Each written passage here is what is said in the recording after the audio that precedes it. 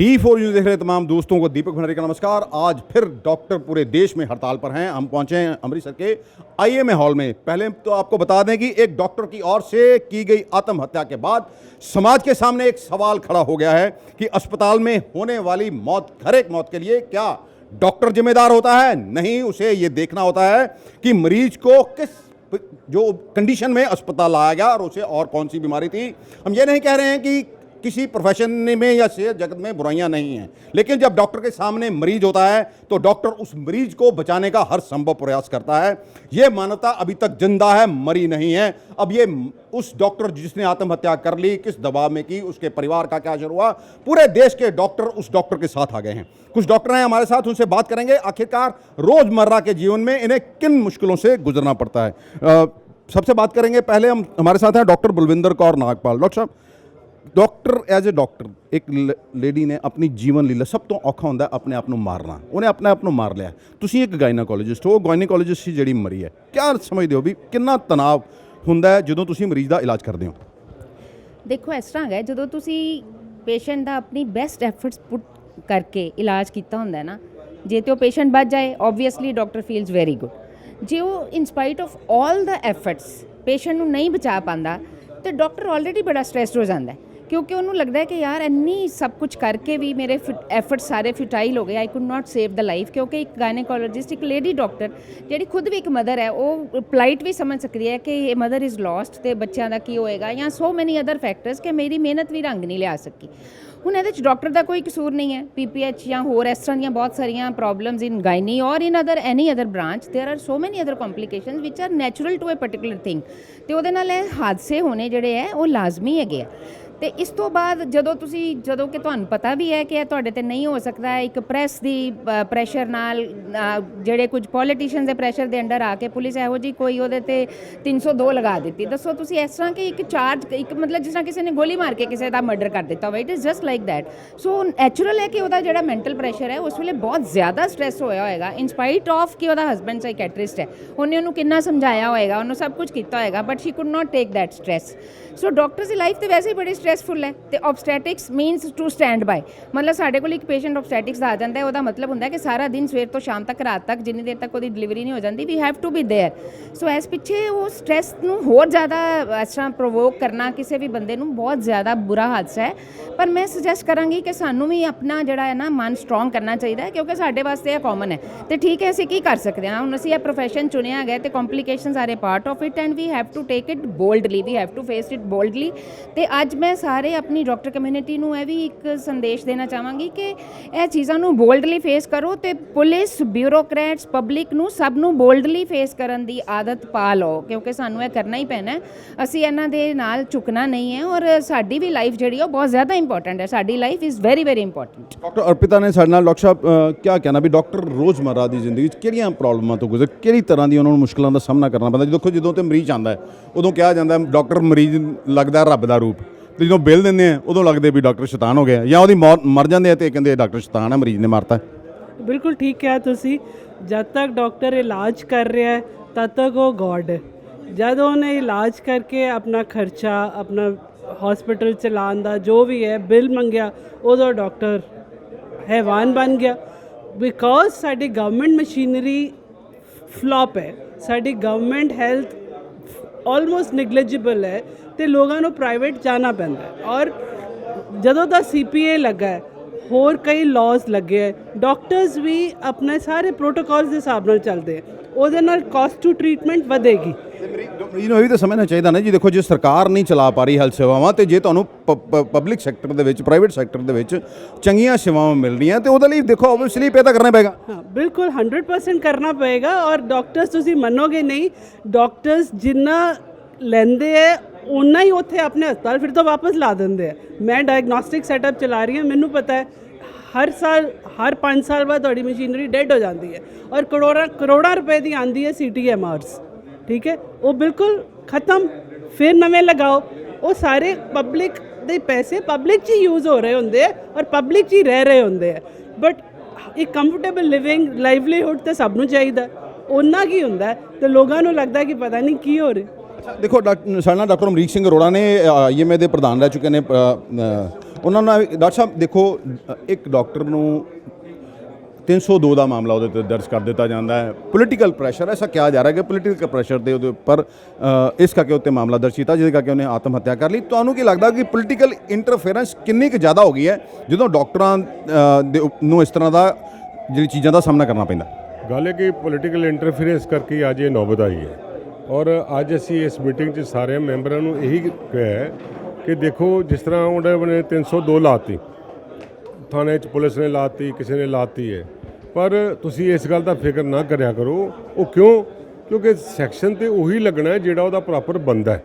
ਉਸ ਵੇਲੇ political pressure ਨਾਲ ਜਾਂ ਕਿਸੇ ਹੋਰ ਕਾਰਨ ਕਰਕੇ ਜਾਂ ਕਿਸੇ ਦੇ ਜ਼ਿਆਦਾ ਰਿਜ਼ੈਂਟਮੈਂਟ ਕਰਕੇ ਲਾ ਵੀ ਦਿੱਤੀ ਹੈ, ਆਪਾਂ ਨੂੰ ਬਦਲੀ ਨਹੀਂ ਕਰਨ ਦੀ ਜ਼ਰੂਰਤ ਚਾਹੀਦੀ। ਅਸੀਂ ਥੋੜ੍ਹਾ ਜਿਹਾ ਬਰੇਵ ਹੋਈਏ ਕਿਉਂਕਿ ਜੋ ਅੱਜ ਸਿਚੁਏਸ਼ਨ ਬਣ ਰਹੀ ਹੈ ਉਹਦੇ ਵਿੱਚ ਡਾਕਟਰੀ ਜਿਹੜੀ ਹੈ ਨਾ ਉਹ ਇੱਕ ਠੀਕ ਹੈ, ਡਾਕਟਰ ਇੱਕ ਨੋਬਲ ਪ੍ਰੋਫੈਸ਼ਨ ਹੈ, ਪਰ ਸਾਨੂੰ ਥੋੜ੍ਹਾ ਜਿਹਾ ਪ੍ਰੋਐਕਟਿਵ ਹੋਣਾ ਚਾਹੀਦਾ ਹੈ। ਮਰੀਜ਼ ਨੂੰ ਜਦੋਂ ਤੁਸੀਂ ਸਾਰਾ ਕੁਝ ਦੱਸਦਾ ਹੈ, ਸਮਝਾਤਾ ਹੈ, ਜੇ ਫਿਰ ਹੀ ਮਰੀਜ਼ ਤੁਹਾਡੇ ਨਾਲ ਕੋਈ ਖਰਾਬੀ ਕਰਦਾ ਹੈ ਫਿਰ ਤੁਸੀਂ ਚੁੱਪ ਕਰਕੇ ਨਹੀਂ ਬਹਿਣਾ। ਆਪਾਂ ਸਾਰੇ ਇਕੱਠੇ ਹਾਂ, ਅਸੀਂ ਸਾਰੀ ਅੱਜ ਨੈਸ਼ਨਲ ਲੈਵਲ 'ਤੇ ਜੇ ਅਸੀਂ ਐਡੀ ਵੱਡੀਆਂ ਇੰਸਟੀਚਿਊਟਸ ਬੰਦ ਨੇ, ਇਹਦਾ ਮਤਲਬ ਕੀ ਹੈ ਕਿ ਸਾਡੇ ਤੇ ਵਾਕਈ ਪ੍ਰੋਬਲਮ ਆਈ ਹੋਈ ਹੈ, ਪਰ ਅਸੀਂ ਉਸ ਪ੍ਰੋਬਲਮ ਨੂੰ ਬਹਾਦਰੀ ਨਾਲ ਸੇਵ ਕਰਨਾ ਹੈ। ਇਹ ਨਹੀਂ ਸੇਵ ਕਰਨਾ ਹੱਥ ਜੋੜ ਕੇ ਨਹੀਂ ਸੇਵ ਕਰਨਾ। ਪੋਲੀਟੀਸ਼ੀਅਨਾਂ ਨੂੰ ਸਮਝਣਾ ਚਾਹੀਦਾ ਹੈ ਕਿ ਅਸੀਂ ਵੀ ਮੈਦਾਨ 'ਚ ਆ ਗਏ ਹਾਂ ਤੇ ਅਸੀਂ ਉਹਦੇ ਮੁਤਾਬਕ ਆਪਣੇ ਕੰਮਾਂ ਨੂੰ ਜੇ ਉਹਨਾਂ ਨੇ ਸਾਡੇ ਤੋਂ ਇਸ ਤਰ੍ਹਾਂ ਦੇ ਕੰਮ ਕਰਨੇ ਆ ਤੇ ਅਸੀਂ ਇਹਨਾਂ ਨੂੰ ਚੱਲਣ ਨਹੀਂ ਦੇਣਾ। ਠੀਕ ਹੈ, ਉਹ 'ਚ ਟਾਈਮ ਲੱਗੇਗਾ, ਪਰ ਅਸੀਂ ਆਪਣੇ ਹਰ ਮੈਂਬਰ ਨੂੰ ਇਹ ਮੋਟੀਵੇਟ ਕਰ ਰਹੇ ਹਾਂ ਕਿ ਉਹ ਤਗੜਾ ਹੋਵੇ। ਜੇ ਅਸੀਂ ਇਹ ਪ੍ਰੋਫੈਸ਼ਨ ਅਡਾਪਟ ਕਰ ਲਿਆ, ਜਿੱਥੇ ਸਾਡਾ ਪ੍ਰੋਫੈਸ਼ਨ ਸੇਵਾ ਦਾ ਹੈਗਾ ਉਹ ਤਾਂ ਹੈਗਾ ਹੀ ਹੈ, ਪਰ ਅਸੀਂ ਨਾਲ ਆਪਣੇ ਆਪ ਨੂੰ ਬੋਲਡ ਹੋਈਏ ਤਾਂ ਕਿ ਅਸੀਂ ਇਸ ਪ੍ਰੋਫੈਸ਼ਨ ਨੂੰ ਚੰਗੀ ਤਰ੍ਹਾਂ ਪ੍ਰੈਕਟਿਸ ਕਰ ਸਕੀਏ। ਸਾਡੇ ਨਾਲ ਡਾਕਟਰ ਦੇਖੋ ਡਾਕਟਰ ਕੇ ਡੀ ਅਰੋੜਾ ਨੇ ਜਿਹੜੇ ਕਿ ਇੰਡੀਅਨ ਮੈਡੀਕਲ ਐਸੋਸੀਏਸ਼ਨ ਪੰਜਾਬ ਦੇ ਪ੍ਰਧਾਨ ਨੇ। ਡਾਕਟਰ ਸਾਹਿਬ, ਤੁਹਾਨੂੰ ਕੀ ਲੱਗਦਾ ਕਿ ਡਾਕਟਰਾਂ ਦੇ ਉੱਪਰ ਵਾਇਲੈਂਸ ਜਦੋਂ ਹੁੰਦੀ ਹੈ ਉਦੋਂ ਤਾਂ ਇਸ ਤਰ੍ਹਾਂ ਦਾ ਸਟੈਪ ਇਮੀਡੀਏਟ ਨਹੀਂ ਲਿਆ ਜਾਂਦਾ, ਜਿਨ੍ਹਾਂ ਨੇ ਵਾਇਲੈਂਟ ਡਾਕਟਰ ਨੂੰ ਮਾਰਿਆ ਹੁੰਦਾ ਜਾਂ ਹਸਪੀਟਲ 'ਚ ਕੋਈ ਤੋੜਪਾਨ ਕੀਤੀ ਹੁੰਦੀ, ਬਟ ਇੱਕ ਡਾਕਟਰ ਨੂੰ ਮਰੀਜ਼ ਦੀ ਇਲਾਜ ਕਰਨ ਦੀ ਸਜ਼ਾ ਦਿੱਤੀ ਜਾਂਦੀ, 302 ਦਾ ਉੱਤੇ ਮਾਮਲਾ ਦਰਜ ਕੀਤਾ ਜਾਂਦਾ ਜਿਹਦੇ ਕਰਕੇ ਉਹਨੇ ਆਤਮ ਹੱਤਿਆ ਕਰ ਲਈ। ਕੀ ਕਹਿਣਾ ਚਾਹੁੰਦੇ ਹੋ? ਦੇਖੋ, ਇਹ ਜੋ ਕੁਝ ਵੀ ਹੋਇਆ ਹੈ ਇਹ ਸੁਪਰੀਮ ਕੋਰਟ ਦੀ ਜੈਕਬ ਮੈਥਿਊ ਕੇਸ ਦੇ ਵਿੱਚ ਜੱਜਮੈਂਟ ਦੇ ਬਿਲਕੁਲ ਖਿਲਾਫ ਹੈ, ਜਿਹਦੀ ਜੱਜਮੈਂਟ ਦਾ ਇਹ ਹੈਗਾ ਵੀ ਕਿਸੇ ਵੀ ਡਾਕਟਰ ਦੇ ਉੱਤੇ ਕਿਸੇ ਵੀ ਧਾਰਾ 'ਚ ਤੁਸੀਂ ਕੇਸ ਨਹੀਂ ਦਰਜ ਕਰ ਸਕਦੇ ਵਿਦਆਊਟ ਪ੍ਰੋਪਰ ਇਨਵੈਸਟੀਗੇਸ਼ਨ ਬਾਈ ਅ ਬੋਰਡ, ਜਿਸ ਬੋਰਡ ਦਾ ਹੈੱਡ ਉੱਥੋਂ ਦਾ ਸਿਵਲ ਸਰਜਨ, ਇੱਕ ਮੈਡੀਕਲ ਕਾਲਜ ਦਾ ਪ੍ਰੋਫੈਸਰ ਤੇ ਇੱਕ ਹੋਰ ਪ੍ਰੋਮੀਨੈਂਟ ਸਿਟੀਜ਼ਨ ਹੋਏਗਾ। ਸੋ ਇਸ ਕਰਕੇ ਕਿਸੇ ਦਬੰਗਾਂ ਦੀ, ਕਿਸੇ ਪੋਲੀਟੀਸ਼ੀਅਨਸ ਦੇ ਪ੍ਰੈਸ਼ਰ ਥੱਲੇ ਆ ਕੇ ਜੇ ਉੱਥੋਂ ਦੀ ਪੁਲਿਸ ਨੇ ਇਹੋ ਜਿਹਾ ਕੇਸ ਰਜਿਸਟਰ ਕੀਤਾ ਹੈ ਅੰਡਰ ਸੈਕਸ਼ਨ 302, ਇਹ ਤੇ ਬਿਲਕੁਲ ਹੀ ਨਜਾਇਜ਼ ਆ ਔਰ ਇਹਨੇ ਕਿਸੇ ਵੀ ਕੋਰਟ 'ਚ, ਕਿਸੇ ਵੀ ਅਦਾਲਤ 'ਚ, ਕਿਸੇ ਵੀ ਇਨਕੁਆਇਰੀ 'ਚ ਸਟੈਂਡ ਨਹੀਂ ਸੀ ਕਰਨਾ। Unfortunately the harassment, the total harassment of the girl was too much. Punjab 'ਚ ਵੀ ਇਸ ਤਰ੍ਹਾਂ ਦੇ ਕੋਈ ਮਾਮਲੇ ਆ ਰਹੇ ਵੀ ਡਾਕਟਰਾਂ ਦੇ ਉੱਪਰ ਹਮਲੇ ਹੋ ਰਹੇ? ਪੰਜਾਬ 'ਚ ਤੇ ਛੱਡੋ, ਤੁਸੀਂ ਅੰਮ੍ਰਿਤਸਰ ਦੇ ਵਿੱਚ 1 ਤਰੀਕ ਤੋਂ ਲੈ ਕੇ 28 ਤਰੀਕ ਤੱਕ 27 ਜਗ੍ਹਾ ਤੇ ਸਾਡੀ ਕੁਇਕ ਰਿਸਪੌਂਸ ਟੀਮ ਨੂੰ ਪਹੁੰਚਣਾ ਪਿਆ ਕਿਸੇ ਨਾ ਕਿਸੇ ਵਾਇਲੈਂਟ ਐਕਟ ਦੇ ਅਗੇਂਸਟ।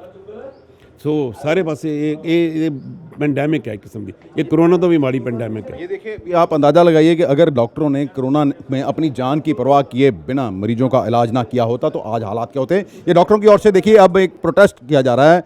डॉक्टर अर्चना शर्मा उसकी तस्वीर हाथ में लेकर डॉक्टर IMA हॉल में प्रोटेस्ट कर रहे हैं। इनका ये कहना है कि डॉक्टर हत्यारे नहीं हैं, ये लोगों को जीवन दान देते हैं। अब मरीज़ की मौत अगर गंभीर अवस्था में आएगा तो अस्पताल में होती है तो उसके लिए डॉक्टर जिम्मेदार नहीं होता है। बात करेंगे और डॉक्टरों के साथ भी, उनका क्या कहना है। साल ने डॉक्टर RS सेठी ਜਿਹੜੇ ਪ੍ਰਧਾਨ ਨੇ IMA ਦੇ ਅੰਮ੍ਰਿਤਸਰ ਦੇ, ਡਾਕਟਰ ਸਾਹਿਬ ਕੱਲ ਵੀ ਦੇਖੋ ਤੁਸੀਂ ਪ੍ਰੋਟੈਸਟ ਕੀਤਾ ਹੈ, ਅੱਜ ਵੀ ਹੜਤਾਲ ਕੀਤੀ ਹੈ, 8 ਤੋਂ 6 ਵਜੇ ਤੱਕ OPD ਨਹੀਂ ਦੇਖ ਰਹੇ। ਕੀ ਰੀਜ਼ਨ ਹੈ ਡਾਕਟਰ ਸਾਹਿਬ ਕਿ ਡਾਕਟਰਾਂ ਨੂੰ ਇਸ ਸੜਕਾਂ ਤੇ ਉਤਰਨਾ ਪੈ ਰਿਹਾ? ਕਿਉਂਕਿ ਡਾਕਟਰ ਦਾ ਕੰਮ ਤਾਂ ਮਰੀਜ਼ ਦੇਖਣਾ ਹੈ। ਬਿਲਕੁਲ ਤੁਹਾਡੀ ਗੱਲ ਠੀਕ ਹੈ ਵੀ ਡਾਕਟਰ ਦਾ ਕੰਮ ਤੇ ਮਰੀਜ਼ ਨੂੰ ਦੇਖਣਾ, ਮਰੀਜ਼ ਨੂੰ ਠੀਕ ਕਰਨਾ। ਡਾਕਟਰ ਜਿਹੜੇ ਕਿ ਲੋਕ ਹੈ ਡਾਕਟਰ ਨੂੰ ਰੱਬ ਦਾ ਰੂਪ ਮਿਲਦੇ ਨੇ, ਪਰ ਅੱਜ ਕੱਲ੍ਹ ਸਿਚੁਏਸ਼ਨ ਕਿੱਥੇ ਆ ਗਈ ਹੈ ਵੀ ਜਿਹਨੂੰ ਲੋਕ ਰੱਬ ਦਾ ਰੂਪ ਮੰਗਦੇ ਆ ਔਰ ਡਾਕਟਰ ਦੂਜੀ ਜਾਨ ਦਿੰਦਾ ਮਰੀਜ਼ ਨੂੰ, ਉਹ ਸੜਕਾਂ ਤੇ ਉਤਰਨ ਲੱਗ ਪਏ। ਬੜੀ ਸੋਚਣ ਵਾਲੀ ਗੱਲ ਆ, ਹਰ ਇੱਕ ਨੂੰ ਸੋਚਣਾ ਚਾਹੀਦਾ, ਸਰਕਾਰਾਂ ਨੂੰ ਸੋਚਣਾ ਚਾਹੀਦਾ, ਲੋਕਾਂ ਨੂੰ ਵੀ ਸੋਚਣਾ ਚਾਹੀਦਾ ਵੀ ਇਹ ਕੀ ਕਾਰਨ ਹੈ, ਕਿਉਂ ਡਾਕਟਰ ਜਿਹੜੇ ਆ ਬਾਰ-ਬਾਰ ਸੜਕਾਂ ਤੇ ਉਤਰ ਰਹੇ ਨੇ, ਕਿਉਂਕਿ ਉਹਨਾਂ ਨੂੰ ਪਰੇਸ਼ਾਨ ਕੀਤਾ ਜਾ ਰਿਹਾ, ਉਹਨਾਂ ਨੂੰ ਫਾਈਨੈਂਸ਼ਲੀ ਬਲੈਕਮੇਲ ਕੀਤਾ ਜਾਂਦਾ ਲੋਕਲ ਪੋਲੀਟੀਸ਼ੀਅਨਸ ਵੱਲੋਂ। ਸਰਕਾਰਾਂ ਵੱਲੋਂ ਜਿਹੜੇ ਕਾਨੂੰਨ ਜਿਹੜੇ ਬਣਾਏ ਆ ਉਹਨਾਂ ਤੋਂ ਇੰਪਲੀਮੈਂਟ ਨਹੀਂ ਕੀਤਾ ਜਾਂਦਾ। ਜਿਵੇਂ ਅਰਚਨਾ ਸ਼ਰਮਾ ਦੇ 302 ਦਾ ਕੇਸ ਲਗਾਇਆ ਗਿਆ, ਲੇਕਿਨ ਉਹ ਲਾ ਨਹੀਂ ਸਕਦੇ ਸੀ ਪੁਲਿਸ ਵਾਲੇ, ਕਿਉਂਕਿ ਵੱਧ ਤੋਂ ਵੱਧ ਪਹਿਲਾਂ ਇਨਵੈਸਟੀਗੇਸ਼ਨ ਹੋਣੀ ਜ਼ਰੂਰੀ ਸੀ, ਕਮੇਟੀ ਬੈਠਦੀ, ਉਸ ਤੋਂ ਬਾਅਦ ਵੱਧ ਤੋਂ ਵੱਧ ਕੇਸ ਉੱਤੇ ਨੈਗਲੀਜੈਂਸ ਲੱਗਦਾ ਸੀਗਾ। 302 ਦਾ ਕਿੱਦਾਂ ਲਗਾ ਦਿੱਤਾ ਗਿਆ? ਮਤਲਬ ਇਹੋ ਜਿਹੀਆਂ ਚੀਜ਼ਾਂ ਜਿਹੜੀਆਂ ਨੇ ਇਹ ਡਾਕਟਰਾਂ ਦੇ ਵਿੱਚ ਰੋਸ਼ ਪੈਦਾ ਕਰ ਰਹੀਆਂ ਨੇ ਔਰ ਇਹ ਰੋਸ਼ ਕਰਕੇ ਹੀ ਡਾਕਟਰ ਜਿਹੜੇ ਆ ਸੜਕਾਂ ਤੇ ਆ ਰਹੇ ਨੇ। ਸਾਲਾਂ ਡਾਕਟਰ ਜਸਪ੍ਰੀਤ ਵੀ ਨੇ ਇੱਥੇ ਹਸਪੀਟਲ ਚਲਾਉਂਦੇ ਨੇ। ਆਪਣਾ ਡਾਕਟਰ ਸਾਹਿਬ ਰੋਜ਼ਮर्रा 'ਚ ਕਿੰਨੀਆਂ ਮੁਸ਼ਕਲਾਂ ਦਾ ਤੁਹਾਨੂੰ ਸਾਹਮਣਾ ਕਰਨਾ ਪੈਂਦਾ? ਭੰਡਾਰੀ ਸਾਹਿਬ ਜਿਉਂ-ਜਿਉਂ ਟਾਈਮ ਬੀਤਾ ਜਾ ਰਿਹਾ ਹੈ ਡਾਕਟਰਾਂ ਲਈ ਪ੍ਰੈਕਟਿਸ ਕਰਨਾ ਬਹੁਤ ਹੀ ਔਖਾ ਹੋ ਜਾ ਰਿਹਾ ਹੈ। ਹਰ ਤਰ੍ਹਾਂ ਦੇ ਸਾਨੂੰ ਮੁਸ਼ਕਲਾਂ ਦਾ ਸਾਹਮਣਾ ਕਰਨਾ ਪੈ ਰਿਹਾ, ਚਾਹੇ ਉਹ ਪੇਸ਼ੈਂਟਸ ਵੱਲੋਂ ਹੈ, ਅਟੈਂਡੈਂਟਸ ਵੱਲੋਂ ਹੈ, ਐਡਮਿਨਿਸਟ੍ਰੇਸ਼ਨ ਵੱਲੋਂ ਹੈ। ਔਰ ਅਸੀਂ ਯਕੀਨ ਮੰਨੋ ਕਿ ਅਸੀਂ ਬੜੇ ਹੀ ਔਖੇ ਸਮੇਂ ਤੋਂ ਗੁਜ਼ਰ ਰਹੇ ਹਾਂ। ਜਿਵੇਂ ਕਿਸੇ ਅਨਸੁਖਾਵੀ ਘਟਨਾ ਹੋ ਜਾਂਦੀ ਹੈ ਕਿਸੇ ਹਸਪੀਟਲ ਵਿੱਚ, ਉੱਥੇ ਮੌਬ ਇਕੱਠਾ ਹੋ ਜਾਂਦਾ ਹੈ, ਪੋਲੀਟੀਕਲ ਲੀਡਰ ਉਸ ਏਰੀਏ ਦੇ ਔਰ ਮੀਡੀਆ ਸਾਰੇ ਇਕੱਠੇ ਹੋ ਜਾਂਦੇ ਨੇ ਔਰ ਸਾਰਿਆਂ ਦੇ ਇੱਕੋ ਹੀ ਹੁੰਦਾ ਕਿ ਸਾਰਿਆਂ ਦੀ ਜਿਹੜੀ ਸਿੰਪਥੀ ਆ ਉਹ ਪਬਲਿਕ ਵੱਲ ਹੈ। ਪਰ ਤੁਸੀਂ ਇੱਕ ਗੱਲ ਸੋਚੋ, ਕੋਈ ਵੀ ਡਾਕਟਰ ਕਿਸੇ ਵੀ ਸਟੇਜ ਤੇ ਕੋਈ ਨਹੀਂ ਚਾਹੁੰਦਾ ਕਿ ਮੇਰਾ ਮਰੀਜ਼ ਨੂੰ ਕੋਈ ਨੁਕਸਾਨ ਹੋਵੇ, ਮੇਰੇ ਮਰੀਜ਼ ਦੀ ਕੋਈ ਡੈਥ ਹੋ ਜਾਵੇ। ਔਰ ਉਸ ਮਰੀਜ਼ ਨੂੰ ਬਚਾਉਣ ਵਾਸਤੇ ਕਿਵੇਂ ਡਾਕਟਰ ਆਪਣਾ ਘਰ-ਬਾਰ ਛੱਡ ਕੇ, ਆਪਣੇ ਫੈਮਿਲੀ ਛੱਡ ਕੇ 24 ਘੰਟੇ ਉੱਥੇ ਹਸਪੀਟਲ 'ਚ ਬੈਠਦਾ ਹੈ। ਔਰ ਜੇ ਇਹੋ ਜਿਹੀ ਕੋਈ ਘਟਨਾ ਹੋ ਜਾਂਦੀ ਹੈ ਤੇ ਪਬਲਿਕ ਨੂੰ ਵੀ ਸੋਚਣਾ ਚਾਹੀਦਾ ਹੈ, ਇਹਦੇ 'ਚ ਡਾਕਟਰ ਆਪਣੀ ਪੂਰੀ ਵਾਹ ਲਗਾਉਂਦਾ ਹੈ। ਔਰ ਇਸ ਤੋਂ ਬਾਅਦ ਵੀ ਜੇ ਕੋਈ ਪ੍ਰੋਬਲਮ ਆਉਂਦੀ ਹੈ ਤਾਂ ਉਸ ਨੂੰ ਜਿਹੜੀ ਪੁਲਿਸ ਨੂੰ ਵੀ ਥੋੜ੍ਹਾ ਜਿਹਾ ਦੇਖਣਾ ਚਾਹੀਦਾ ਕਿ ਮੈਡੀਕਲੀ ਰੈਫਰ ਕਰਦੇ। ਜਿਸ ਤਰ੍ਹਾਂ ਡਾਕਟਰ ਸਾਹਿਬ ਨੇ ਦੱਸਿਆ ਕਿ 302 ਦਾ ਮੁਕੱਦਮਾ ਕੇਸ ਉਹਨਾਂ ਦੇ ਪਾਤਾ, ਇਹ ਕੇਸ ਪੈਂਦਾ ਹੀ ਨਹੀਂ ਹੈ। ਇਸ ਨੂੰ ਵੱਧ ਤੋਂ ਵੱਧ ਤੁਸੀਂ ਨੈਗਲੀਜੈਂਸ ਸ਼ੋਅ ਕਰ ਸਕਦੇ ਸੀ। ਔਰ ਜੋ ਅੱਜ ਜਲੂਸ ਚੱਲ ਰਿਹਾ ਹੈ ਸਾਰੇ ਹਿੰਦੁਸਤਾਨ ਦੇ ਵਿੱਚ, ਸਾਰੇ ਮੁਲਕ ਵਿੱਚ ਚੱਲ ਰਿਹਾ ਹੈ, ਉਹ ਇਸੇ ਕਰਕੇ ਹੈ ਕਿ ਇੱਕ ਲੇਡੀ ਡਾਕਟਰ ਇਸ ਸਟ੍ਰੈਸ ਨੂੰ ਹੀ ਚੱਲ ਨਹੀਂ ਪਾਈ ਔਰ ਉਸਨੇ ਇੱਕ ਐਕਸਟ੍ਰੀਮ ਕਦਮ ਲੈਣਾ ਪੈ ਗਿਆ ਉਸਨੂੰ। ਸਾਲਾਂ ਡਾਕਟਰ ਅਸ਼ੋਕ ਉੱਪਲ ਵੀ ਨੇ ਇੱਥੇ ਉੱਪਰ ਨਰਸਿੰਗ ਹੋਮ ਚਲਾਉਂਦੇ ਨੇ। ਡਾਕਟਰ ਸਾਹਿਬ ਦੇਖੋ 2008 ਦੇ ਵਿੱਚ ਇੱਕ ਐਕਟ ਬਣਿਆ ਸੀ, ਸੁਪਰੀਮ ਕੋਰਟ ਨੇ ਦੀ ਇਹ ਰੂਲਿੰਗ ਹੈ ਵੀ ਕਿਸੇ ਵੀ ਡਾਕਟਰ ਦੇ ਉੱਪਰ ਜਦੋਂ ਮਾਮਲਾ ਦਰਜ ਕਰਨਾ ਹੁੰਦਾ ਤੇ ਇੱਕ ਕਮੇਟੀ ਬੈਠੇਗੀ, ਜਿਵੇਂ ਡਾਕਟਰ ਜਸਪ੍ਰੀਤ ਨੇ ਵੀ ਕਿਹਾ। ਤੇ ਕੀ ਇਹ ਦੇਖੋ ਅੱਜ 14 ਸਾਲ ਹੋ ਗਏ ਇਸ ਐਕਟ ਨੂੰ ਬਣਿਆ ਹੋਇਆ, ਤੁਹਾਨੂੰ ਕੀ ਲੱਗਦਾ ਕਿ ਹਜੇ ਤੱਕ ਵੀ ਇਹਦਾ ਇੰਪਲੀਮੈਂਟ ਨਹੀਂ ਹੋ ਪਾਇਆ, ਜਾਂ ਵੀ ਕਈ ਹੋਰ ਹੈ ਵੀ ਪੋਲੀਟੀਕਲ ਸਿਸਟਮ ਇੰਨਾ ਸਾਡਾ ਜਿਹੜਾ ਦੇਸ਼ ਦਾ ਇੰਨਾ ਹਾਵੀ ਹੋ ਚੁੱਕਿਆ ਜਾਂ ਬਿਊਰੋਕ੍ਰੇਸੀ ਇੰਨੀ ਹਾਵੀ ਹੋ ਚੁੱਕੀ ਹੈ ਕਿ ਉਹਨਾਂ ਨੂੰ ਕਿਸੇ ਦੀ ਪਰਵਾਹ ਹੀ ਨਹੀਂ? ਦੇਖੋ ਐਕਟ ਤਾਂ ਦੋ ਕੁ ਹੋਰ ਵੀ ਬਣੇ ਹੈਗੇ ਨੇ। ਇੱਕ ਤਾਂ ਸੁਪਰੀਮ ਕੋਰਟ ਦੀ ਰੂਲਿੰਗ ਹੈਗੀ ਹੈ ਕਿ ਦੋ ਕੁ ਐਕਟ ਹੋਰ ਹੈਗੇ ਨੇ। ਜਿਸ ਤਰ੍ਹਾਂ ਪੰਜਾਬ ਦੇ ਵਿੱਚ ਵੀ ਹੈਗਾ ਸੀ ਇੱਕ act violence against doctors. Unfortunately act ਤਾਂ ਬਣ ਜਾਂਦਾ ਹੈਗਾ ਲੇਕਿਨ ਉਹਦੀ ਜਿਹੜੀ ਹੈਗੀ ਆ ਤਮੀਲ ਨਹੀਂ ਹੁੰਦੀ ਹੈਗੀ। ਜੇ ਅਸੀਂ ਮਤਲਬ ਜਾ ਕੇ ਰਿਪੋਰਟ ਕਰਦੇ ਹੈਗੇ ਆ ਤੇ ਉਸ ਦਫਾ ਦੇ ਅਗੇਂਸਟ ਕਲਪਰੇਟਸ ਨੂੰ ਬੁੱਕ ਨਹੀਂ ਕੀਤਾ ਜਾਂਦਾ। ਅਸੀਂ ਪੁੱਛਦੇ ਵੀ ਕਿਉਂ ਨਹੀਂ ਬੁੱਕ ਕੀਤਾ ਜਾਂਦਾ। ਸੋ ਮੀਨਸ ਕਿ ਪ੍ਰੋਪਰ ਇਨਵੈਸਟੀਗੇਸ਼ਨ ਨਹੀਂ ਹੋ ਪਾਉਂਦੀ। ਉਹਦੇ ਕਾ ਹੌਲੀ ਹੌਲੀ ਕੀ ਹੁੰਦਾ ਹੈਗਾ ਕਿ ਉਹ ਵੀ ਬੈਠ ਗਿਆ, ਲੋ ਜੀ ਉਹ ਵੀ ਨਹੀਂ ਆਇਆ, ਉਹ ਕਹਿੰਦੇ ਲੋ ਜੀ ਹੁਣ ਅਸੀਂ ਕੀ ਕਰੀਏ। ਅੱਛਾ ਡਾਕਟਰ ਸਾਹਿਬ ਇਹ ਵੀ ਨਹੀਂ, ਇੱਕ ਮਿੰਟ ਇਸੇ ਤਰ੍ਹਾਂ ਹੁਣ ਸਾਡੀ ਜਿਹੜੀ IMA ਆ ਉਹ ਕੀ ਕਹਿੰਦੀ ਪਈ ਹੈਗੀ ਆ ਵੀ ਇਹ ਜਿਹੜੀਆਂ ਸਾਰੀਆਂ ਸਟੇਟਾਂ ਨੇ ਛੋਟੇ ਛੋਟੇ ਐਕਟ ਬਣਾਏ, ਇੱਕ ਸੈਂਟਰਲ ਐਕਟ ਬਣਾਓ ਵਿਚ ਸ਼ੁੱਡ ਬੀ ਡੈਟਰੈਂਟ। ਐਡਾ ਕੁ ਵੱਡਾ ਉਹ ਐਕਟ ਹੋਣਾ ਚਾਹੀਦਾ ਹੈਗਾ ਕਿ ਡਾਕਟਰ ਨੂੰ ਕੋਈ ਗਲਤ ਹੱਥ ਲਾਉਣ ਤੋਂ ਪਹਿਲਾਂ, ਡਾਕਟਰ ਨੂੰ ਕੋਈ ਉਂਗਲ ਕਰਨ ਤੋਂ ਪਹਿਲਾਂ, ਡਾਕਟਰ ਨੂੰ ਕੋਈ ਗਾਲ ਕੱਢਣ ਤੋਂ ਪਹਿਲਾਂ 10 ਵਾਰੀ ਸੋਚੇ। So we need that central act now. ਅੱਛਾ ਡਾਕਟਰ ਸਾਹਿਬ ਤੁਸੀਂ ਵੀ ਮੈਡੀਕਲ ਐਥਿਕਸ ਦੀ ਵੀ ਗੱਲ ਕੀਤੀ। ਕਈ ਵਾਰੀ ਆਰੋਪ ਲੱਗਦੇ ਨੇ ਇੱਕ ਡਾਕਟਰ ਹੀ ਦੂਜੇ ਦੀ ਡਾਕਟਰ ਰਿਪੋਰਟ ਨੂੰ ਜਾਂ ਉਹਦੇ ਕੀਤੇ ਹੋਏ ਇਲਾਜ ਨੂੰ ਝੁਠਲਾ ਦਿੰਦਾ। ਉਹ ਵੀ ਦੇਖੋ ਤੁਹਾਨੂੰ ਕਿਤੇ ਨਾ ਕਿਤੇ ਉਹ ਵੀ ਤੇ ਖਰਾਬ ਹੈ ਨਾ ਜੀ। ਸੁਸਾਇਟੀ ਤੇ ਗਲਤ ਮੈਸੇਜ ਆਉਂਦਾ ਜਦੋਂ ਇੱਕ ਡਾਕਟਰ ਕਹਿ ਦਿੰਦਾ ਜੀ ਤੇਰਾ ਇਲਾਜ ਠੀਕ ਨਹੀਂ ਕੀਤਾ ਫਲਾਣੇ ਡਾਕਟਰ ਨੇ। ਦੇਖੋ ਗੁਰਬਾਣੀ 'ਚ ਕੀ ਕਹਿੰਦੇ, ਉਹ ਕਹਿੰਦੇ ਆ ਕਿ ਉਹ ਬੇਸਮਝ ਹੈ, ਉਹਨੂੰ ਮਾਫ ਕਰ। ਅੱਛਾ ਇੱਕ ਡਾਕਟਰ ਸਾਹਿਬ ਤੁਸੀਂ ਸਰਕਾਰੀ ਵੀ ਨੌਕਰੀ ਕੀਤੀ ਕਾਫੀ ਸਾਲ, ਲੰਬੇ ਸਾਲ, ਤੇ ਕਿਆ ਰੀਜ਼ਨ ਹੈ ਕਿ ਅੱਜ ਵੀ ਲੋਕ ਸਰਕਾਰੀ 'ਚ ਨਹੀਂ ਜਾਣਾ ਚਾਹੁੰਦੇ, ਪ੍ਰਾਈਵੇਟ 'ਚ ਆਉਂਦੇ ਆ? ਇਹੀ ਤਾਂ ਮੇਨ ਮੁੱਦਾ ਹੀ ਇਹ ਹੈਗਾ ਆ। ਮੇਨ ਮੁੱਦਾ ਇਹ ਹੈਗਾ ਕਿ ਸਰਕਾਰ ਆਪਣੇ ਜਿਹੜੇ ਹੈਗੇ ਨੇ ਹੱਥ ਝਾੜਦੀ ਆ, ਹੱਥ ਖੜੇ ਕਰਦੀ ਹੈ ਔਰ ਉਹ ਕਹਿੰਦੀ ਹੈਗੀ ਆ ਅਸੀਂ ਕਰ ਰਹੇ। ਤੁਹਾਨੂੰ ਪਤਾ ਸਰਕਾਰ ਨਾ ਤਾਂ ਕਦੀ ਵੀ ਨਹੀਂ ਕਰਦੀ, ਅਸੀਂ ਕਰ ਰਹੇ ਹਾਂ। ਅਬ ਜ਼ਰੂਰਤ ਕੀ ਹੈਗੀ ਆ ਭੰਡਾਰੀ ਸਾਹਿਬ? ਮੈਂ 1975 ਦੇ ਵਿੱਚ MBBS ਕੀਤੀ ਸੀ, 1976 ਮੈਂ ਇੰਟਰਨਸ਼ਿਪ ਕੀਤੀ, 1977 ਦੇ ਵਿੱਚ ਮੈਂ ਪੋਸਟ ਗ੍ਰੈਜੂਏਸ਼ਨ ਕਰਦਾ ਪਿਆ ਸੀ ਮੈਡੀਕਲ ਕਾਲਜ ਅੰਮ੍ਰਿਤਸਰ ਦੇ ਵਿੱਚ। ਮੈਂ ਦੱਸਣਾ ਚਾਹੁੰਦਾ ਉਸ ਟਾਈਮ ਤੇ ਮੈਡੀਕਲ ਕਾਲਜ ਇੱਕੋ ਹੀ ਸੀ, ਗੁਰੂ ਰਾਮਦਾਸ ਨਹੀਂ ਸੀ। ਅੰਮ੍ਰਿਤਸਰ ਦੇ ਵਿੱਚ ਕੋਈ ਨਰਸਿੰਗ ਹੋਮ ਨਹੀਂ ਸੀ। ਮਤਲਬ ਇਹ ਸਰਕਾਰ ਜੇ ਠੀਕ ਕੰਮ ਕੀਤੀ ਤੇ ਅੱਜ ਡਾਕਟਰ ਜੇ ਪ੍ਰਾਈਵੇਟ ਨਰਸਿੰਗ ਹੋਮ ਇੰਨੇ ਜ਼ਿਆਦਾ ਬਣ ਗਏ ਜਾਂ ਮਰੀਜ਼ ਜਾਣਾ ਉੱਥੇ ਚਾਹੁੰਦਾ, ਇਸ ਕਰਕੇ ਕਿਉਂਕਿ ਫੈਸਿਲਿਟੀਆਂ ਨਹੀਂ ਹੈਗੀਆਂ ਸਰਕਾਰੀ। ਫੈਸਿਲਿਟੀ ਨਹੀਂ ਹੈ ਲੇਕਿਨ at the same time 4 star 5 star facility ਲੈਣਾ ਚਾਹੁੰਦਾ ਹੈਗਾ, ਜਦ ਕਿ ਉਹ ਅਫੋਰਡ ਕਰਦਾ ਨਹੀਂ। ਇੰਸ਼ੋਰੈਂਸ ਕਰਵਾਈ ਨਹੀਂ ਹੈਗੀ, ਗੌਰਮੈਂਟ ਦੀ ਹੈਲਪ ਨਹੀਂ ਹੈਗੀ। ਤਾਂ ਹੁਣ ਸਾਰਾ ਕੁਝ ਤਾਂ ਫਾਲ ਆਊਟ ਪ੍ਰਾਈਵੇਟ ਹਸਪੀਟਲਾਂ 'ਤੇ ਆ ਜਾਂਦਾ, ਪ੍ਰਾਈਵੇਟ ਡਾਕਟਰਾਂ 'ਤੇ ਆ ਜਾਂਦਾ ਹੈਗਾ। ਸਾਲਾਨਾ ਡਾਕਟਰ HS ਨਾਗਪਾਲ, ਡਾਕਟਰ ਸਾਹਿਬ ਜਿਹੜੀ ਹੈ ਜੋ ਵੀ ਆਤਮ ਹੱਤਿਆ ਕਰਨੀ ਪੈ ਗਈ ਡਾਕਟਰ ਨੂੰ, ਕਿਆ ਮਤਲਬ ਤੁਹਾਨੂੰ ਰੋਜ਼ਮर्रा ਦੀ ਜਿਹੜੀ ਜ਼ਿੰਦਗੀ ਹੈ, ਬਹੁਤ ਸਾਰੇ ਮਰੀਜ਼ ਤੁਸੀਂ ਦੇਖਦੇ ਹੋ ਵੀ ਕਿਹੜੀਆਂ ਮੁਸ਼ਕਲਾਂ ਤੋਂ ਸਾਹਮਣਾ ਕਰਨਾ ਪੈਂਦਾ ਤੁਹਾਨੂੰ? ਕਈ ਜਿਹੜੀਆਂ ਇਹੋ ਜਿਹੇ ਇਨਸੀਡੈਂਟਸ ਹੁੰਦੇ ਨੇ, ਜਿਸ ਤਰ੍ਹਾਂ ਇਹ ਡਾਕਟਰ ਨਾਲ ਹੋਇਆ, ਇਹ ਡਾਕਟਰ ਦੇ ਕੰਟਰੋਲ 'ਚ ਨਹੀਂ ਹੁੰਦੇ, ਇਹ ਪ੍ਰੀਡਿਸਟਾਈਨ ਹੁੰਦੇ ਨੇ। ਡਾਕਟਰ ਆਪਣੇ ਵੱਲੋਂ ਕਦੇ ਵੀ ਨਹੀਂ ਚਾਹੁੰਦਾ ਕਿ ਮੇਰੇ ਨਾਲ ਇਸ ਤਰ੍ਹਾਂ ਹੋਵੇ। ਉਹ ਹਮੇਸ਼ਾ ਇਹ ਕੋਸ਼ਿਸ਼ ਕਰਦਾ ਕਿ ਮੇਰਾ ਪੇਸ਼ੈਂਟ ਬਿਲਕੁਲ ਜਿਸ ਤਰ੍ਹਾਂ ਆਇਆ ਠੀਕ ਠਾਕ ਹੋਏ, ਘਰ ਜਾਏ ਬਿਲਕੁਲ। ਬਟ ਦੀਜ਼ ਆਰ ਮਤਲਬ ਕਿ ਨੇਚਰ ਦੇ ਰੂਲਸ ਫਿਕਸਡ ਹੈਗੇ ਆ। ਜਿਹੜੀ ਚੀਜ਼ ਬਿਮਾਰੀ ਹੈ ਉਹ ਹੋਣਾ, ਉਹਦਾ ਆਊਟਕਮ ਨਿਕਲਣਾ, ਉਹ ਨਿਕਲਣਾ ਹੀ ਹੈ। ਔਰ ਉਹਦਾ ਰਿਐਕਸ਼ਨ ਜਿਹੜਾ ਸੀ ਉਹ ਬਹੁਤ ਅੱਜ ਕੱਲ੍ਹ ਉਹ ਰਿਐਕਸ਼ਨ ਹੋ ਗਿਆ ਹੈਗਾ। ਡਾਕਟਰ ਸਾਹਿਬ ਜੇ ਇਸ ਤਰ੍ਹਾਂ ਹੀ ਹੁੰਦਾ ਰਿਹਾ ਤੇ ਡਾਕਟਰ ਫਿਰ ਕੀ ਕਰਨਗੇ? ਅਲਟੀਮੇਟਲੀ ਆਪਣੀ ਜਾਨ ਤਾਂ ਬਚਾਉਣੀ ਹੈ ਨਾ, ਐਮਰਜੈਂਸੀਆਂ ਲੈਣੀਆਂ ਬੰਦ ਕਰ ਦੇਣਗੇ, ਜਿਹਦਾ ਨੁਕਸਾਨ ਸੋਸਾਇਟੀ ਨੂੰ ਹੋਊਗਾ। ਸਰ ਐਮਰਜੈਂਸੀਆਂ ਲੈਣੀਆਂ ਘੱਟ ਕਰ ਦੇਣਗੇ, ਜਿਹੜੇ ਬਹੁਤ ਡੇਅਰਿੰਗ, ਜਿੱਥੇ ਕਿ ਅਸੀਂ ਕੋਈ ਲਾਈਫ ਸੇਵ ਕਰ ਸਕਦੇ ਹਾਂ। ਮੈਂ ਆਪਣਾ ਹੀ ਐਟੀਟਿਊਡ ਦੇਣਾ, ਮੈਂ ਇਹ ਅਭਿਮਾਨ ਨਹੀਂ ਕਰਦਾ, ਬਟ ਮੈਂ ਬਹੁਤ ਡੇਅਰਿੰਗ ਸਰਜਰੀ ਕਰਦਾ ਰਿਹਾ ਪਾਸਟ ਵਿੱਚ। ਹੁਣ ਜਦੋਂ ਕੋਈ ਪੇਸ਼ੈਂਟ ਮੈਨੂੰ ਲੱਗਦਾ ਕਿ ਮੈਨੂੰ ਸੇਵ ਕਰ ਸਕਦਾ, ਪਰ ਮੈਨੂੰ ਲੱਗਦਾ ਇਹਦੇ ਮੋਰਟੈਲਿਟੀ ਦੇ ਚਾਂਸਿਸ 20% ਤੋਂ ਜ਼ਿਆਦਾ ਹੈ, ਮੈਂ ਪਿੱਛੇ ਹਟ ਜਾਂਦਾ ਵਾਂ। ਡਾਕਟਰ ਸਾਹਿਬ ਪੇਸ਼ੈਂਟ ਚਾਹੁੰਦਾ ਤੇ 5 ਸਟਾਰ ਫੈਸਿਲਿਟੀ ਹੈ, ਤੇ ਨਾਲ ਜਦੋਂ ਆਉਂਦਾ ਹੈ ਬਿਮਾਰ ਹੁੰਦਾ ਹੈ, ਕਹਿੰਦਾ ਜੀ ਡਾਕਟਰ ਸਾਹਿਬ ਬਚਾ ਲਓ, ਪੈਸੇ ਦੀ ਪਰਵਾਹ ਨਾ ਕਰਿਓ, ਪਰ ਜਦੋਂ ਬਿੱਲ ਦੇਣ ਦੀ ਵਾਰੀ ਆਉਂਦੀ ਫਿਰ ਕਹਿੰਦਾ ਡਾਕਟਰ ਚੋਰ ਹੈ। ਸਰ ਇਹ ਬਹੁਤ ਕਾਮਨ ਹੋ ਗਿਆ, ਸਾਰੇ ਮਤਲਬ ਕਿ ਲੋਕੀ ਸਮਝਦੇ ਇਸ ਤਰ੍ਹਾਂ ਕਿ ਡਾਕਟਰਸ ਕਮਿਊਨਿਟੀ 'ਚ ਕੋਈ ਸਮਹਾਉ ਇਹ ਇੰਪ੍ਰੈਸ਼ਨ ਚਲਾ ਗਿਆ ਕਿ ਡਾਕਟਰ ਨਾ ਐਸਾ ਕਰਦੇ ਹੈ। ਸਰ ਅੱਜ ਵੀ ਡਾਕਟਰ ਧੰਦਾ ਬਹੁਤ ਅੱਛਾ ਹੈ, ਕੱਲ੍ਹ ਵੀ ਅੱਛਾ ਸੀ ਤੇ ਫਿਊਚਰ 'ਚ ਵੀ ਅੱਛਾ ਰਹੇਗਾ।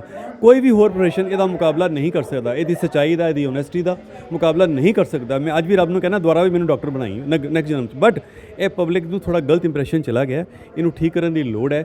ਡਾਕਟਰ ਆਪਣੇ ਕੋਲ ਅੱਜ ਕੱਲ੍ਹ ਇੰਨੀ ਜ਼ਿਆਦਾ ਟੈਕਨੋਲੋਜੀ ਹੈ, ਇੰਨਾ ਜ਼ਿਆਦਾ ਪੈਸੇ ਖਰਚ ਹੁੰਦੇ ਹਸਪੀਟਲ ਦੇ, ਜੇ ਅੱਛਾ ਨੂੰ ਬਚਾਉਣਾ ਤੇ ਪੈਸੇ ਵੀ ਖਰਚ ਹੋਣੇ ਆ, ਉਹ ਰਿਕਵਰ ਕਿੱਥੋਂ ਕਰਨੇ ਅਸੀਂ? ਸਾਡੇ ਕੋਲ ਸਰਕਾਰ ਕੋਈ ਸਬਸਿਡਾਈਜ਼ ਥੋੜੀ ਕਰਦੀ ਹੈ, ਅਸੀਂ ਉਹਨੂੰ ਫੈਸਿਲਿਟੀ ਦੇ ਰਹੇ ਹਾਂ। ਠੀਕ ਹੈ, doctor should be reasonable, but 5 star facility ਅਸੀਂ ਕਿਸ ਤਰ੍ਹਾਂ ਕਰ ਸਕਦੇ ਹਾਂ? ਉਹਨੂੰ ਥਰਡ ਕਲਾਸ 'ਚ ਕਿਸ ਤਰ੍ਹਾਂ ਲਿਆ ਸਕਦੇ ਹਾਂ ਉਹਨੂੰ? ਮਤਲਬ ਕੁੱਲ ਮਿਲਾ ਕੇ ਹੈ ਕਿ ਵੀ ਜੇ ਫੈਸਿਲਿਟੀ ਚਾਹੁੰਦਾ ਮਰੀਜ਼ ਤੇ ਉਹਨੂੰ ਪੈਸੇ ਤਾਂ ਦੇਣੇ ਪੈਣਗੇ। ਦੇਖੋ ਜਦੋਂ ਤੂੰ ਕਿਸੇ ਵੀ ਕਿਤੇ ਜਾਂਦਾ ਉਹ 5 ਸਟਾਰ ਫੈਸਿਲਿਟੀਆਂ ਚਾਹੁੰਦਾ ਹੈ, ਵੀ ਇਹ ਵੀ ਚਾਹੁੰਦਾ ਵੀ ਰਾਊਂਡ ਦੀ ਕਲੋਕ ਮੇਰੀ ਕੇਅਰ ਵੀ ਹੋਵੇ, ਤੇ ਪੈਸੇ ਤਾਂ ਖਰਚ ਕਰਨੇ ਹੀ ਪੈਣਗੇ। ਪੈਸੇ ਖਰਚ ਕਰਨੇ ਪੈਣਗੇ, ਅਨਲੈਸ ਕੋਈ ਇੰਸ਼ੋਰੈਂਸ ਹੈ, ਕੋਈ ਸੋਸ਼ਲ ਸਿਕਿਉਰਿਟੀ ਹੈ, ਕੁਛ ਹੈਗੀ ਤੇ ਫਿਰ ਠੀਕ ਹੈ। ਡਾਕਟਰ ਨਵਪ੍ਰੀਤ ਨੇ ਸਾਡੇ ਨਾਲ। ਡਾਕਟਰ ਸਾਹਿਬ ਤੁਸੀਂ ਕੀ ਕਹਿਣਾ ਸਾਰੇ ਇਨਸੀਡੈਂਟ ਬਾਰੇ? ਸਭ ਤੋਂ ਇੰਪੋਰਟੈਂਟ ਚੀਜ਼ ਉਹ ਹੈ ਜਿਹੜੀ ਡਾਕਟਰ ਨੂੰ ਖੁਦ ਕਰਨੀ ਪੈ ਰਹੀ ਹੈ। ਇਹ ਐਡਮਿਨਿਸਟ੍ਰੇਸ਼ਨ ਦੀ ਤੇ ਸਰਕਾਰ ਦੀ ਜ਼ਿੰਮੇਵਾਰੀ ਹੈ ਕਿ ਬਹੁਤ ਸਾਰੇ ਹਸਪੀਟਲ ਖੋਲ੍ਹੇ ਤਾਂ ਕਿ ਕਿਸੇ ਵੀ ਡਾਕਟਰ ਨੂੰ ਆਪਣਾ ਪ੍ਰਾਈਵੇਟ ਹਸਪੀਟਲ ਬਣਾਉਣਾ ਹੀ ਨਾ ਪਵੇ। ਇੱਦਾਂ ਦਾ ਹੈਲਥ ਕੇਅਰ ਸਿਸਟਮ ਹੋਣਾ ਚਾਹੀਦਾ ਕਿ ਸਾਰਿਆਂ ਦੀ ਇੰਸ਼ੋਰੈਂਸ ਹੀ ਇੰਨੀ ਕਵਰਡ ਹੋਵੇ ਕਿ ਕੋਈ ਡਾਕਟਰ ਪੈਸੇ ਬਾਰੇ ਨਾ ਸੋਚੇ। ਨੰਬਰ 1 ਨੰਬਰ 2 ਉਹਦੇ ਕੋਲ ਫੈਸਿਲਿਟੀਜ਼ ਦੇਣ ਲਈ ਆਪਣੇ ਕੋਲੋਂ ਉਹਨੂੰ ਸੀਟੀ ਸਕੈਨ ਜਾਂ ਆਪਣੇ ਖਰਚੇ ਦੇ ਆਪਰੇਸ਼ਨ ਥੀਏਟਰ ਜਾਂ ਇੰਨੇ ਮਹਿੰਗੇ ਇਕੁਇਪਮੈਂਟ ਨਾ ਲੈਣੇ ਪੈਣ। ਉਹਨੂੰ ਸਰਕਾਰ ਨੂੰ ਚਾਹੀਦਾ ਕਿ ਜਿੱਥੇ ਉਹ ਇੰਨੇ ਪਰਟੀਕੂਲਰ ਪੋਪੂਲੇਸ਼ਨ ਦੇ ਪਿੱਛੇ ਇੱਕ ਸਰਕਾਰੀ ਅਦਾਰਾ ਪੈਂਦਾ, ਉਹਨੂੰ ਬੈਸਟ ਫੈਸਿਲਿਟੀ ਦਿੱਤੀ ਜਾਵੇ ਤੇ ਡਾਕਟਰ ਨੂੰ ਅੱਛੀ ਤਨਖਾਹ ਦੇ ਕੇ ਔਰ ਅੱਛੇ ਤਰੀਕੇ ਦੇ ਨਾਲ ਉਹਨੂੰ ਕੀਤਾ ਜਾਵੇ। साना डॉक्टर राहुल अरोड़ा ने। डॉक्टर साहब क्या कहना चाहते हैं? देखिए, health is a state subject. Health का जो काम है ये स्टेट को करना चाहिए, जैसे डॉक्टर नवदीप जी ने भी समझाया। ये सारा दारोमदार इसलिए हो रहा है कि लोगों की जो अपेक्षा है वो मेडिकल फैकल्टी से बहुत ज़्यादा बढ़ गई है। आप 5 स्टार में होटल में खाना खाने जाते हैं या मॉल में कुछ ख़रीदने जाते हैं, आप कुछ ऊपर नीचे नहीं करते हैं। आप रेडी वाले के पास जाते हैं, आप उससे 10 रुपए की चीज़ लेंगे, आप उससे तोल भाव करेंगे।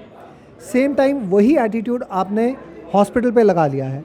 यही अगर आप कॉर्पोरेट हॉस्पिटल पे जाएंगे तो आप वहाँ पे मोल तोल नहीं करते हैं। सेकेंडली, जो हेल्थ का इशू है वहाँ के उसके लिए आपको, जैसे आप कपड़े ख़रीदने हैं, शादी आ रही है, उसके लिए पैसे बचा के रखते हैं। सबको अगर जब तक सरकार नहीं प्रोवाइड कर रही है तो आपको हेल्थ इंश्योरेंस लेके रखनी चाहिए, जिससे एटलीस्ट इमरजेंसी में आपका थोड़ा काम हो सके। अब इसी तरीके से मैं आपको एक, इस इशू का नहीं है लेकिन इसी चीज़ के साथ में लगता है शॉर्ट मतलब क्या डॉक्टर ਨੂੰ ਜਿਹੜੀਆਂ ਸਮੱਸਿਆਵਾਂ ਇਹ ਜਿਹੜੀਆਂ ਆ ਰਹੀਆਂ ਇਹਦਾ ਹੱਲ ਕੀ ਹੈ? इसका हल यही है, देखिए health as a state subject, ये गवर्नमेंट को वर्क इन करना चाहिए कि ये इतनी फैसिलिटीज़ गवर्नमेंट सेटअप में प्रोवाइड करें कि नॉर्मल पब्लिक को बाहर देखने की ज़रूरत ना पड़े। इसी के चलते मैं एक चीज़ और बताऊंगा आपको, जैसे हमारे रूरल में सर्विस मेडिकल डॉक्टर्स बैठे हुए हैं, हमारे रूरल मेडिकल डॉक्टर्स को ख़त्म करके वहाँ पे एक CHO को बिठाया जा रहा है वहाँ पे कि वो रूरल के डॉक्टर्स को उठा के एक सेमी ट्रेंड बंदे से ट्रीटमेंट ले। सो क्या वहाँ पे क्या ये जायज़ बनता है? एक जगह से अब क्वालिफाइड डॉक्टर को उठा आगे समस्यावां बहुत ने, सरकार ਉਹਦੇ ਵੱਲ जाएगी, समस्याएं बढ़ती जाएंगी, उनका समाधान चाहिए। ये देखिए आज तमाम डॉक्टर इकट्ठे हुए हैं IIM हॉल में। डॉक्टर अर्चना शर्मा जिसकी मौत होती है, उसने आत्महत्या कर ली। आखिरकार उसे आत्महत्या करने के लिए मजबूर किसने किया? 50 लाख रुपए उससे फिरौती मांगी जाती है कि अगर मरीज़ की मौत हो गई है। लेकिन हम आपको ये बताना नहीं भूलेंगे, जिस महिला की वहाँ पर मौत होती है जयपुर के दौसा के लालसेट इलाके में, उसकी चौथी डिलीवरी थी, उसकी 22 साल उसकी उम्र है, 3 उसकी पहले बच्चियां थी, जैसा कि ये डॉक्टर कह रहे हैं, चौथे में भी वो लड़के की चाह थी। इस दौरान डॉक्टर की जो उसका सजेरियन करने लगती है तो उस दौरान उसकी मौत हो जाती है। महिला पर डॉक्टर के ऊपर 302 का हत्या का मामला दर्ज कर लिया जाता है, जिस कारण उसको दबाव में आकर आत्महत्या करनी पड़ती है। उसके परिवार की जिम्मेदारी आखिर कौन लेगा? एक डॉक्टर बनने पर कितनी मेहनत लगती है, कितनी उसको मुश्किलों का सामना करना पड़ता है, ये किसी को बताने की ज़रूरत नहीं है। हर एक चीज़ का क्या हमारे देश में राजनीतिकरण होता रहेगा? जब तक ये राजनीतिकरण, राजनीतिक दबाव हटेगा नहीं, तब तक ऐसी आत्महत्याएं रुकेंगी नहीं। लेकिन अब बहुत हो गया, आखिर हम किस तरफ जा रहे हैं? आप ये सोच लें, जब किस तरह डॉक्टरों और तमाम दूसरे जो स्टाफ थे, पैरामेडिकल स्टाफ, कोरोना के दौरान किस तरह उन्होंने मरीजों का इलाज किया। डॉक्टर कभी नहीं चाहता कि उसके मरीज़ की मौत हो जाए, लेकिन अनफॉर्चुनेटली बदकिस्मती है कि कई बार डॉक्टर अपने मरीज़ को बचा नहीं पाता है। लेकिन इसका मतलब ये नहीं कि डॉक्टर शैतान है, ऐसा हरगिज़ नहीं है। हमारी भी यही दरख्वास्त है सरकार से भी कि डॉक्टरों की सुरक्षा के लिए कुछ जो कानून बनाए गए हैं उन्हें और भी कड़ा किया जाए। यदि कहीं डॉक्टर गलत है तो उसकी भी एक कमेटी बनाई गई है सिविल सर्जन की अध्यक्षता में, वही जो तय करती है कि किस केस में कौन गलत था। इस तरह खुद आपको किसी डॉक्टर को जिम्मेदार ठहराना कतई ठीक नहीं है। अमृतसर से D4 न्यूज़ के लिए दीपक भंडारी की खास रिपोर्ट।